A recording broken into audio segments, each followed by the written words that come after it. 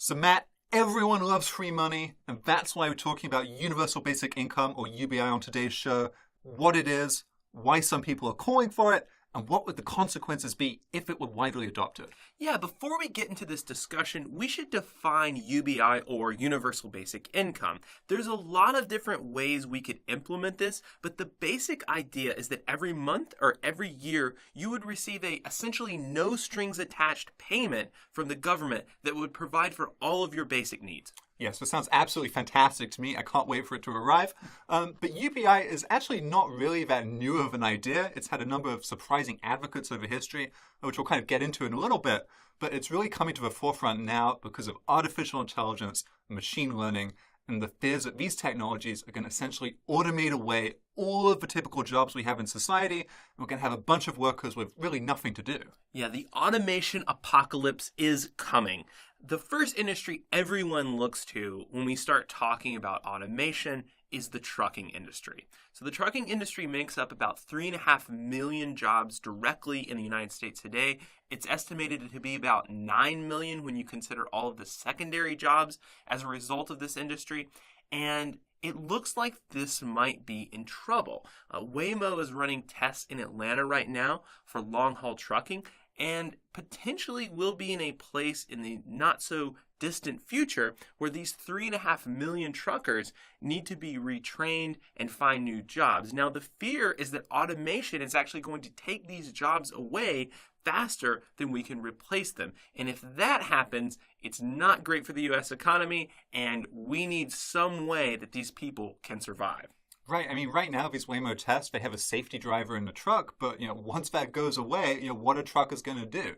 The classic example, you have, say, an assembly line is productionized to use machines instead of humans, and the humans get a job, fixing the machines, and everything works out quite nicely. But with trucking, it's really not clear what these workers would do. And for truckers, you have this livelihood where you don't need to go to college, you don't need to get a technical, 4-year degree. And if these kinds of jobs goes away, I think that's really scary for a lot of the economy. Absolutely. I kind of see this as a fear that not only will there be people fixing the machines, we'll design machines to fix the machines. And so we don't even need that intermediate step. Yeah, I heard you like machines, so we've got a machine to fix your machine. Exactly. But I think recently, on the show, we've been kind of getting into this theme of, what are the effects of AI going to be in the future? So we've read Superintelligence by Nick Bostrom, which talked about what would happen if AI became smarter than humans. We read The Master Algorithm by Pedro Dominguez, which was essentially about if you perfect machine learning, what happens? And so we're really kind of thinking about, in the future, when this technology advances to a state that is better than we can possibly conceive of, really, what is going to happen to the economy? And I think that's where these UBI proposals really start to make sense as a solution for the fact that a lot of workers are just not going to have very much to do. Yeah, and you've seen a ton of support for this idea lately in Silicon Valley. So Sam Altman, in particular, president of Y Combinator, is a big fan of this idea. And Y Combinator is actually running a small-scale test in Oakland that should give us some data on whether UBI seems to be a good idea or not. Yes. Now, I would like to just hold up for a second, pause the automation train, and basically say that I'm not terribly convinced this is going to happen soon. For one, I have a couple data points to back this. Now, there are about 6 million open jobs in the U.S. economy right now, which are predominantly not being filled because of a shortage of workers capable of doing them. So that says to me we're kind of facing an education shortage rather than an overabundance of automation. I would also say that, I know this is not a good metric, but it suits my argument, so I'm going to use it. The unemployment rate is about 4% right now, which is really, really low. The vast majority of people who want to be in the labor force and want to have a job to do are able to find one. So although I agree that automation is going to come at some point, and we're going to reach a point where we can't fill the jobs that are taken by automation or create new ones, I don't think that's going to happen anytime soon, and it may not even happen in our lifetimes.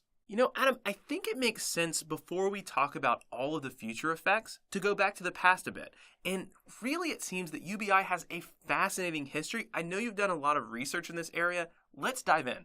Yeah, I spent way too much time looking into this, so I did find it quite interesting. But it turns out, yes, Silicon Valley did not invent the concept of UBI. It actually had been around for a while. It has kind of different names and monikers. Oftentimes it's known as a basic income guarantee.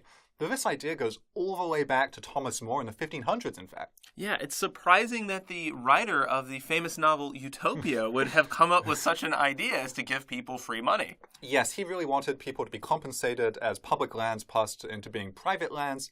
And I hope Thomas More will be happy that his idea is finally gaining traction, only 500 years after he first wrote it. Better late than never. Yep.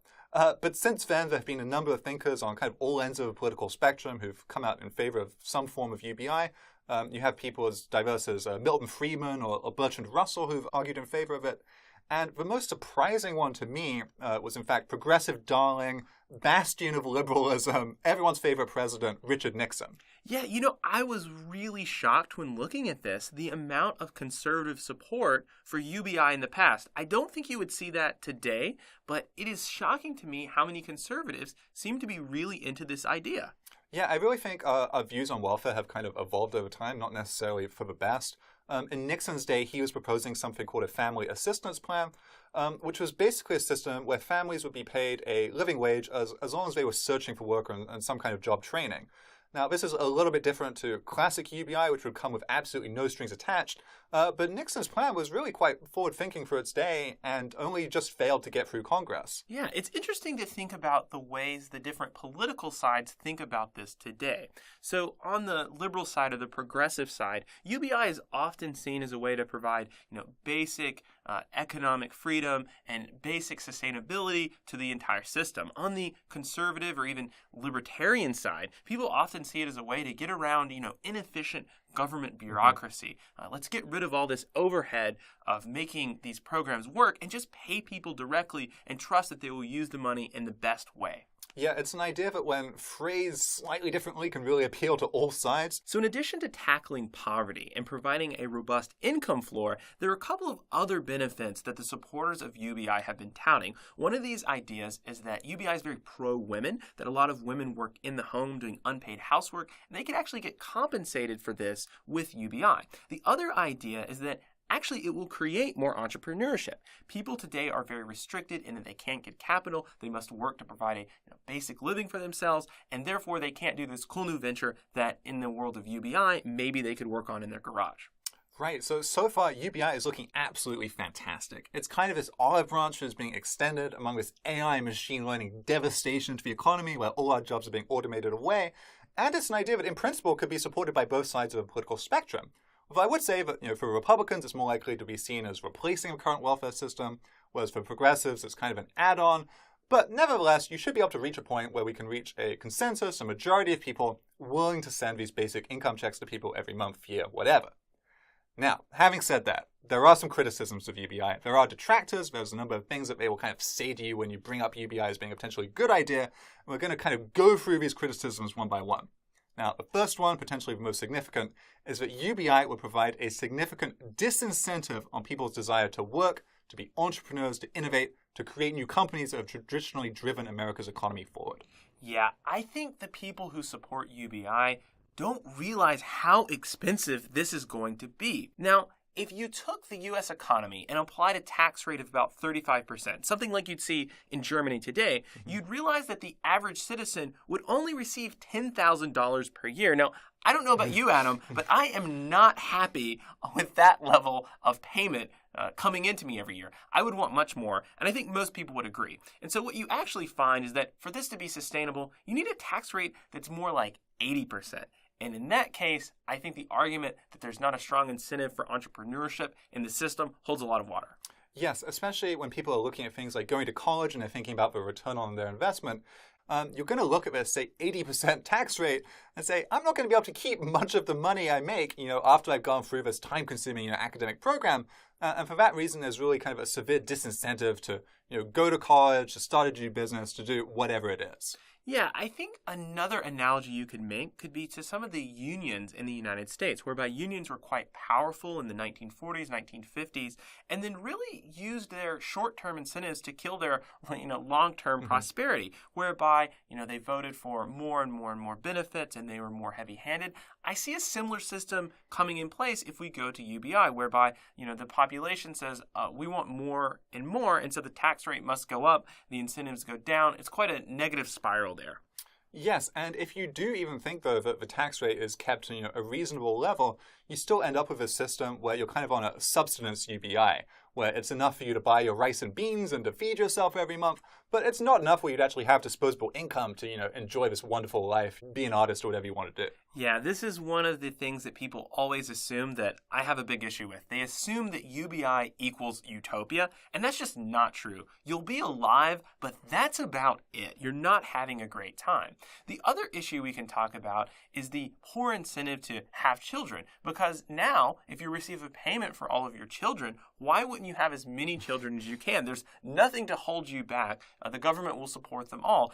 You've seen people even make this argument today against some of the incentives in the current welfare system. Well, this would be even worse. And so the only way to really control this would be to have the government step in and say, okay, there is some restriction on how much you can have children or how many children you can have.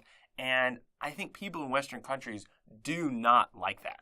Right, you get into a lot of dystopian fantasies very quickly when you have an entire population that is dependent on these payments from the government, whereby the government would therefore potentially have a lot greater control on what its citizens could do and not do in order to keep receiving these payments. Now, I do think there are arguments when you look at the values of, say, American society, but would say that UBI is never going to be very popular because people are not going to be comfortable with giving everyone money, no strings attached. It kind of goes against the American ethos of individualism and sort of work ethic, Calvinist work ethic even. And so I think you could potentially argue that if we're going to be spending all this money on a universal basic income, maybe we'd be better off spending it on, vocational training type programs to try and fill some of these unmet job needs right now or produce, as many machine learning engineers as we possibly could. And I also think a lot of people would opt for something like an increased earned income tax credit, whereby people would be eligible to get a large amount of money from the government, but it would be conditional on you working some number of hours per week and, staying in the labor force. And I think this kind of gets into the second major critique of UBI, which we see put forward, which is it would cause a massive increase in social resentment, and it would be really bad for social cohesion because you would essentially have this underclass of people who became dependent on UBI and weren't really working at all, versus this upper class of machine learning and AI experts who'd be controlling the wealth and the means of production and basically all the income that was being generated in society. Yeah, I think this is going to be a big problem for the United States if it comes to pass because the U.S. has really valued individualism. A lot of the culture of the U.S. that leads to entrepreneurship really comes from this idea that, we don't really care a lot for welfare. The U.S. is very concerned with welfare cheats and sort of pulling yourself up by your bootstraps, much more than you'd even see in other places like in Europe. And so UBI is going to have a very hard time getting off the ground in the United States. And honestly, I think, given the U.S.'s culture, I wonder if this is sort of the fall of the Roman Empire, if you will, the thing that takes down the U.S.'s place in the world. It's a question a lot of people ask. When does the U.S., fall off the top? Well, it could be due to something like automation and UBI that we're just not well equipped to respond to. Yes, I think you're going to find a lot of people who have pushed back so hard against the UBI being introduced because they don't want to, casually accept that there'd be this massive group of people in society who would be unemployed and dependent on the government. And it's certainly not going to make people any more accepting of immigrants if immigrants are coming over and being seen as taking, part of the UBI pie away from people who already live here. So I could certainly see it generating unrest that way.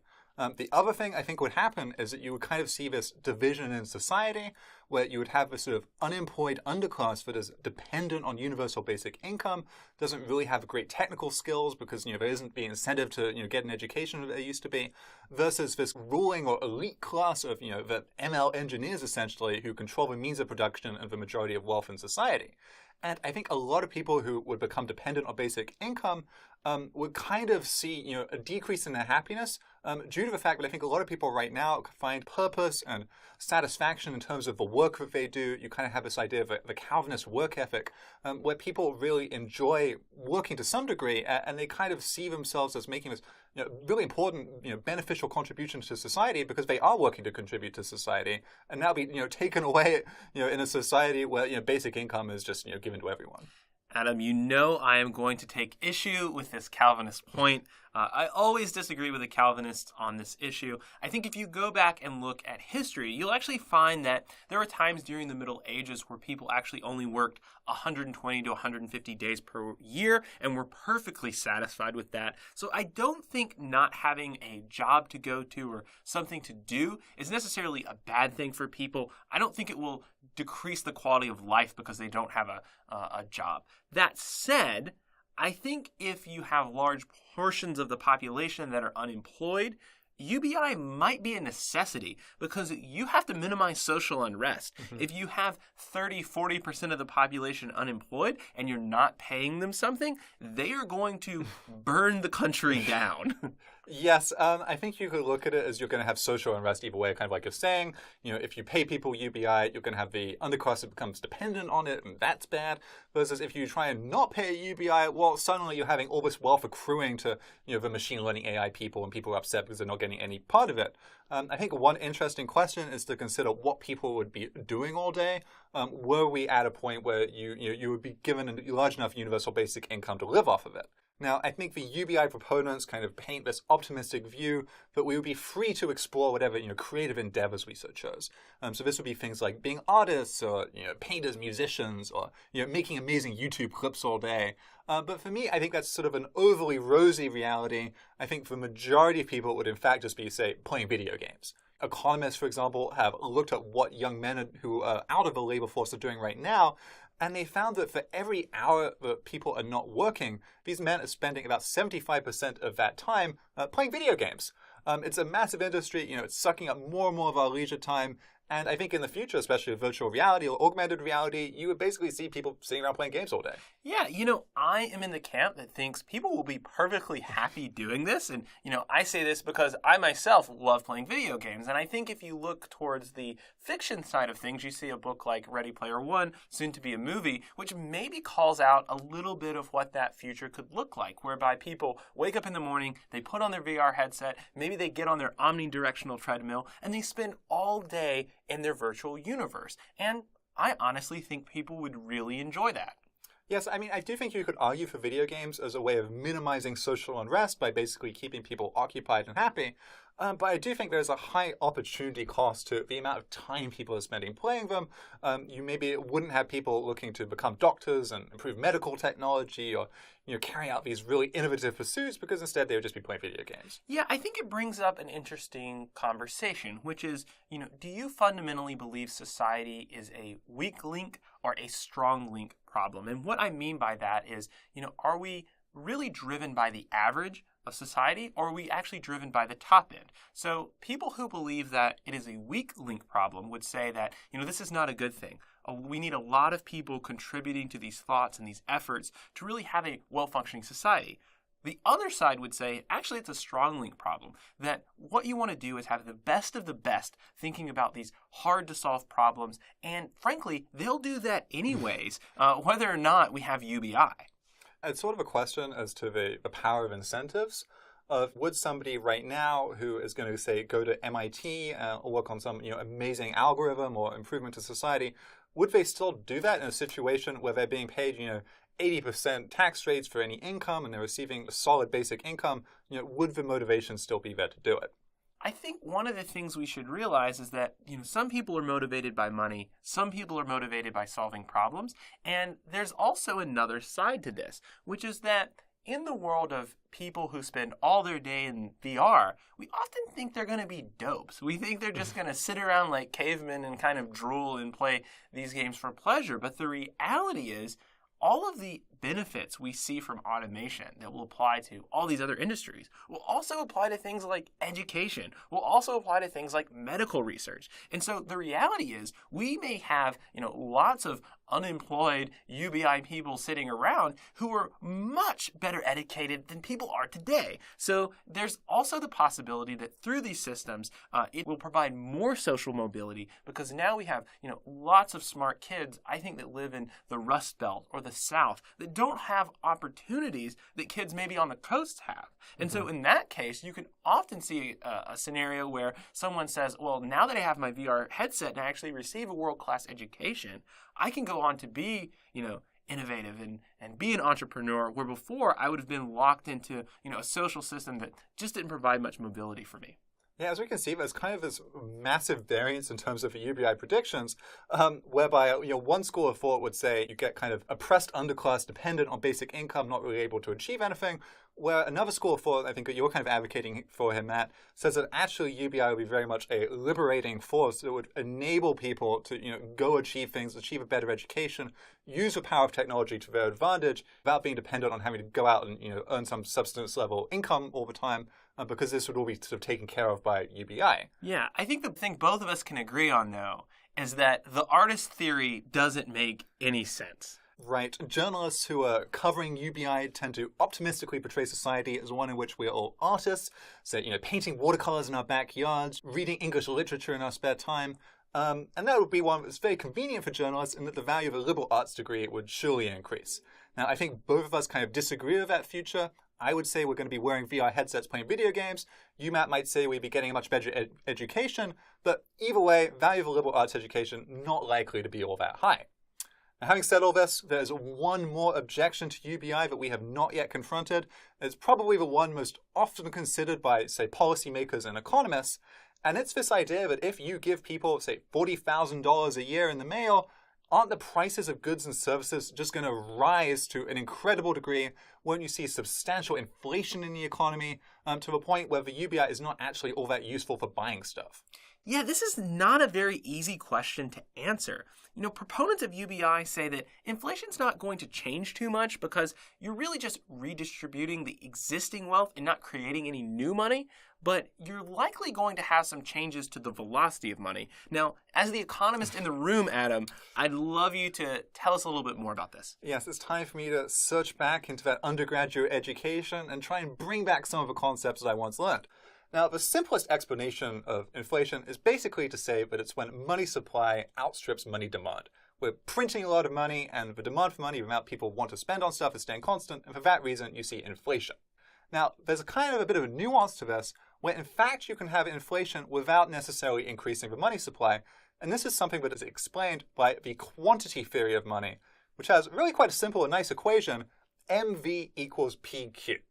Now let's look at the right side of this first, the P and the Q. So P is the price level, the prices of the goods and services in an economy, and Q is the quantity of these goods and services. So when you multiply P and Q, you essentially get the GDP, how much is being spent on all the goods and services a nation is producing. Now this is being affected by two variables. M is the money supply, the amount of money we have in the economy, the amount of money that's being printed. And V is the velocity of money, how fast money is moving through the economy. If we're just taking our tax refund checks and sticking them in our bank accounts and saving them and not planning on using them, well, that's going to lower the velocity of money. Versus if people are actively taking their money and spending it on stuff, that's going to increase the money velocity. Well, now you're seeing this MV side of the equation go up, even though we're not printing any money. And that's going to cause an increase in the price level on the other side, since the quantity of goods and services isn't likely to change.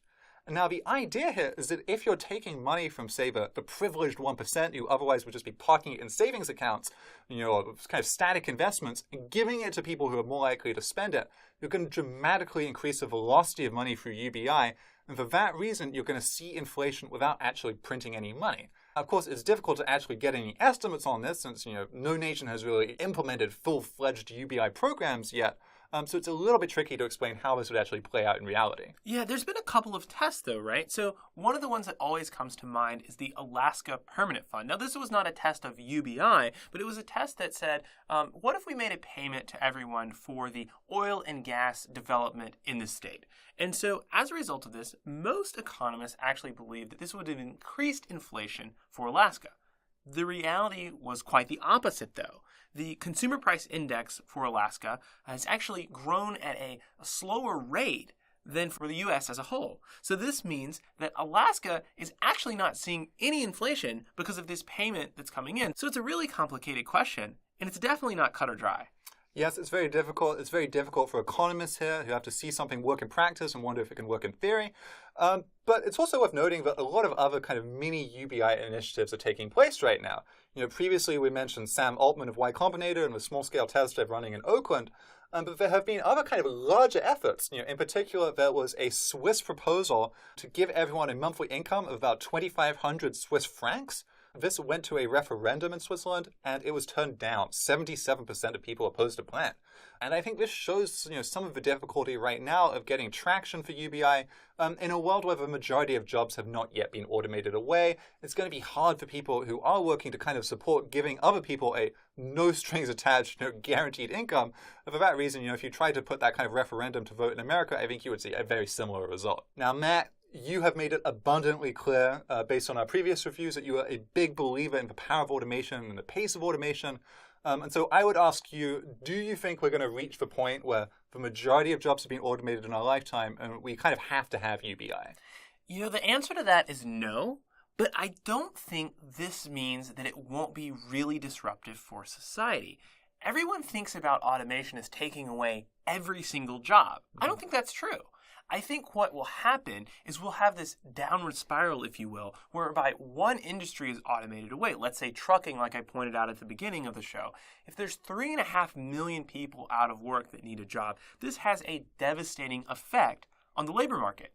And so because of that, I think that you could actually see something like a 10% or a 15% unemployment rate really calling for UBI because there's nothing else we can do to maintain a stable system. So I think I'm definitely much more optimistic than you. I would point to the degree to which our economy is now a service economy. Oh no, not back to the haircut. Yes, we're going to the haircut example. Well, I would say that a robot is not capable of cutting this hair right now. You cannot get this look via a robot, and I think it's going to be a long time before we have the degree of precision in automation to make these kinds of jobs completely automated.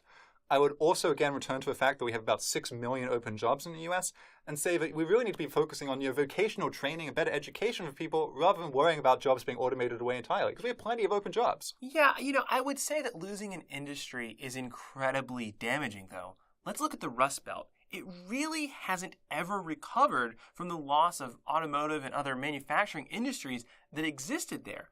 I think if we want to respond to automation in the way that it's coming, we'll actually need the federal government to step in and fix things like mobility. So for example, one of the things that made the last recession in the US so bad is that people didn't have a lot of mobility. There were jobs other places, but they couldn't get to them. So maybe one of the intermediate steps is maybe we'll increase mobility so that people can get to the places where the jobs are. Yeah, I agree with you that the Rust Belt is a classic example of kind of the devastating power of technology. I will say, though, that if you look at a city like Pittsburgh, beyond having a ton of obnoxious Steelers fans, it has also developed a burgeoning tech economy, even though this has taken a few decades to develop. I think humans are always going to find jobs, even if we're just creating training data for neural nets, say labeling if a picture has a hot dog or no hot dog in it. There's always going to be something for us to do, although you might, as you said, kind of see a large enough portion of the economy out of work that you would start to see widespread support for UBI. As we've discussed, UBI can often be supported across the political spectrum, but there are significant downsides we have to think about. The inflation effect, the disincentive effect, the effect on social cohesion. There's all these things that policymakers are going to kind of have to grapple with in the years ahead. But I think this is really kind of fertile ground for us to talk about as we think about, the shape of technology moving forward, and how it's going to build our future for better or worse. Now, Matt, get excited. It is now time to announce the next book that we will be reviewing. I'm pumped. I am too. We will be reading The Singularity is Near When Humans Transcend Biology by Ray Kurzweil. This book was actually suggested to us by Edward in our YouTube comments, so thank you, Edward, for that. And to any other listeners, if you have suggestions on books for us to read, be it about artificial intelligence, machine learning, technology, how automation is going to affect our futures, we would love to hear from you, so just put them in the comments and we'll add them to our reading list. For any new listeners, Matt and I can be heard both on YouTube or wherever you get your podcasts. So make sure to subscribe. This has been Random Talkers. Thank you very much for listening, and we'll see you next time.